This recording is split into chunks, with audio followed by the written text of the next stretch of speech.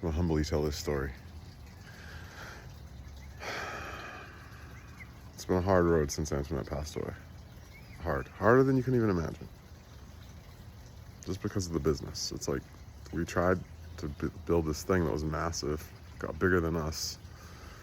And so that's been like the most pressure I've ever felt. So last year, I'm gonna look up the date. I signed up for jiu-jitsu at the end of last year. Like the end of the summer. And then Cameron was working for me. Cameron tells me about this guy named Nicky Rod. It's a phenomenon because he came out of college, started doing jiu-jitsu at an older age. He was strong and tall. I was like, all right, cool. Nicky Rod, all right, that guy looks cool. Whatever. I'm rolling, I'm a white belt. I don't know anything about jiu-jitsu. I never even watched MMA. Like I never watched a whole, I'm sorry, I had watched MMA once at Paul's. The whole thing. But I didn't know what was going on.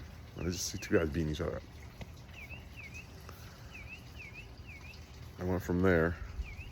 Never really liked boxing. MMA was cool because of the fitness. I was like always interested in the fitness level. Like how do those two men go in a cage and just have that much fitness? So I meet Becca. She was already into MMA when I met her. It was Ronda Rousey's baseball card. It's like out in the house. It's important to look at strong people. You gotta look at strong people, number one. If you don't see strong people in your life, you're gonna end up not strong. You gotta see strong people to become strong. That's pretty simple. I start jiu-jitsu and Becca goes, are you gonna be one of those guys that's like into MMA now? And I was like, I never watch MMA. I don't even like MMA. So here we are, July 2023. Less than a year ago. It's gotta be September. I think it was right before Harry was born. I'm gonna find the date. I'll put it in the comments. Cameron tells me about Nicky Rod like a month into jiu-jitsu. So let's say it's October. So October, November, December, January, February, March, April, May, June, July. So 10 months ago. I never heard this guy's name in my life. I just barely started a sport that he's a champion in. Some people don't think he's a champion because he's never won like a belt internationally.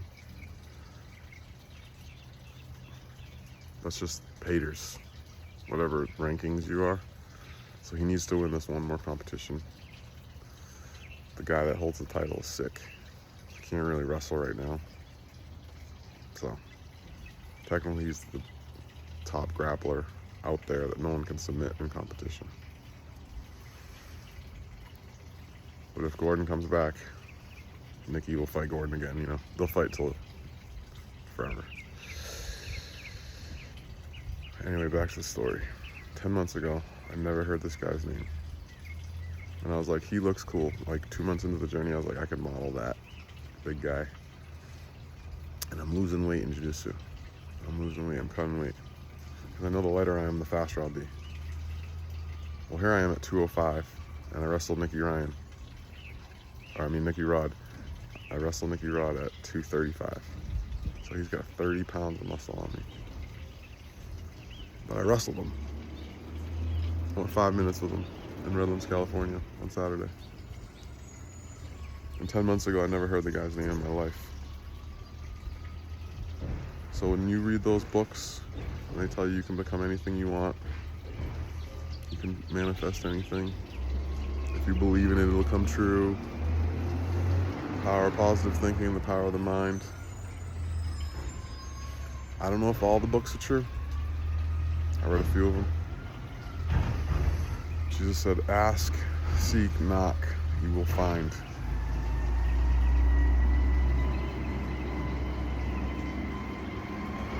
I don't know how, but I wrestled Nicky Rod Saturday.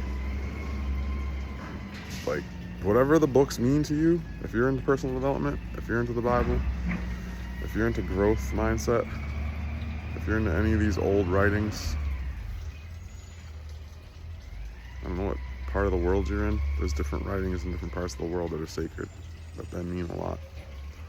They teach you how to live a good life, teach you how to be productive.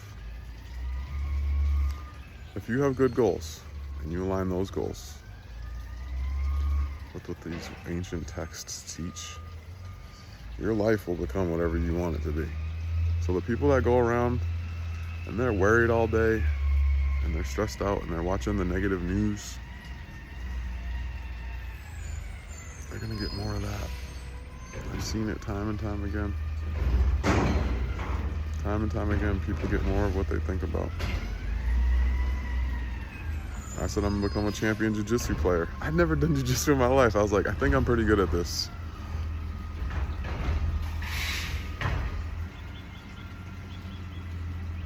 I was the only man I'd ever felt that moved that fast like that. I never felt a human move like that. I never seen a human move like that. 235. Basketball players are pretty fast, but they don't do things this guy does. Like, there's no basketball strong and jiu-jitsu strong, completely different. A 235-pound man going against another 235-pound man trying to submit their will upon each other. This guy's gonna do it to anyone that steps to him, so he don't care how much you weigh. He said the last guy he tapped out in competition, choked him out. The guy was 280. Strong guy. At no point in the match did I ever feel like I was in control. At no point. There was points where I felt very neutral. I was like, oh, okay, this is cool.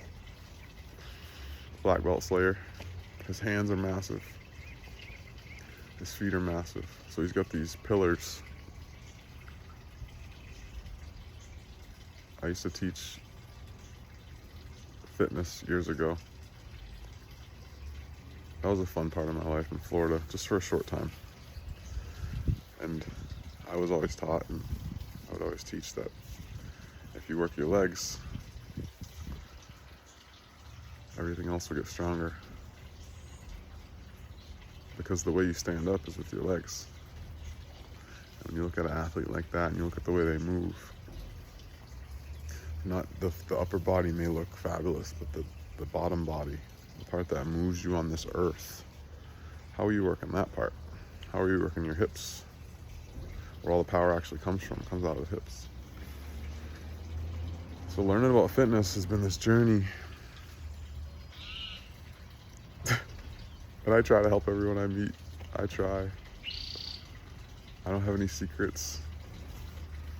But I'll tell you where I arrived Saturday. I was in shock. Like, after the whole day, 24 hours at least, I was like, I can't believe I rolled with Nicky Rod yesterday. At this point in my life, I know what I'm doing. There's no question in my mind because of my results. If I didn't have the results, I wouldn't be saying any of this video. But people keep asking me the questions, and I give them the answers, and you do what you want with them. But to be able to go wrestle that guy, that my fitness is at that level, I'm so grateful to learn all the things I've learned, and that I can apply it to my life, and that I know it works 100%. I know that the books I've been reading for years that strengthen your mind in times of trouble, I know they work.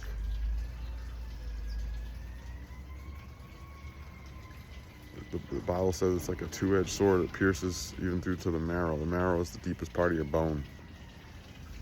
So words, you ever heard the expression words cut? But words also heal. So that cut into the bone can heal all the way down to the inside. Those words, what you have in your head. The words that you use to build your life. The words that you tell yourself day in and day out. But yeah, I rolled with the Black Belt Slayer, and that was incredible. And I truly know anything's possible. Didn't even know who the guy was. I'm like, he came here. He came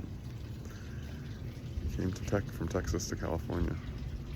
So I had to drive 1 hour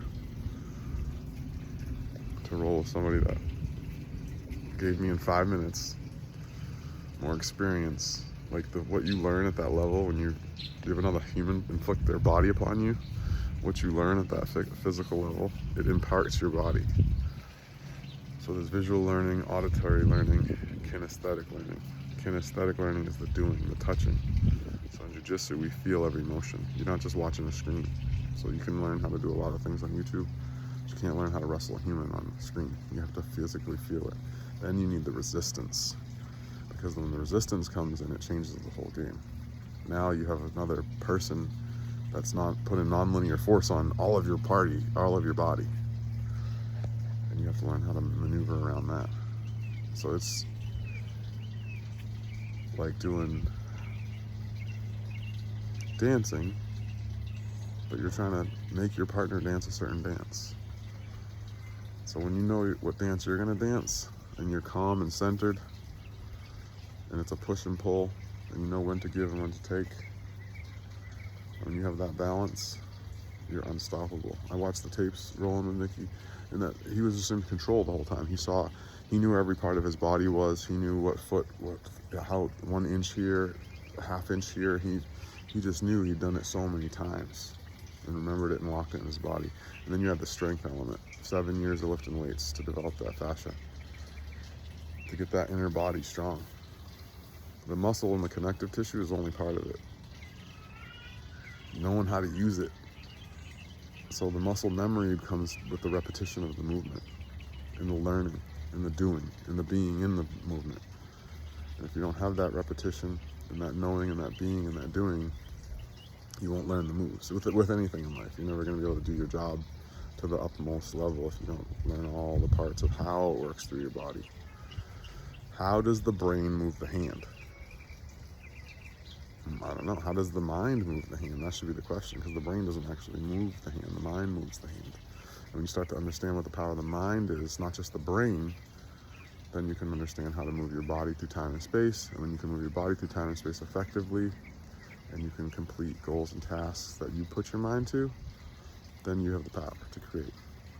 It's a process, learning each step along the way. Learning to differentiate between the brain and the mind and the body, and then how to move the body in accordance with the mind. And then when you can do that with the will of God, you become an unstoppable force. Hence you have people like Nicky. They have energy from God. He said the only way to get energy is to do things that create energy. So people that are tired, they need to get up and move. When you move, you can move more. And when you move more, you move more. And then that's how the energy continues to come. I have energy inside of me. It's like fire. I can feel it in the morning. I warm it up, and it's going all day. The first thing in the morning, get that body going. Get that mind going. Get that brain going. Become something that you want to become. Action creates action. And sitting in fear is not going to solve your problem. So attack one goal today. That's hard. Do something greater than yesterday. It doesn't have to be the same thing you tried yesterday. You can try something new today. If you do something new and you're good at it the first time, that feels good. Try a little thing. Water your plants well. Brush your teeth well. Cut up an apple well. Do some simple things that you felt good about to get your mind off the negative. The more little wins you have throughout the day, you can look back and it was a great day. So I hope this message makes sense to somebody. Stay blessed. Bless up to the Most High.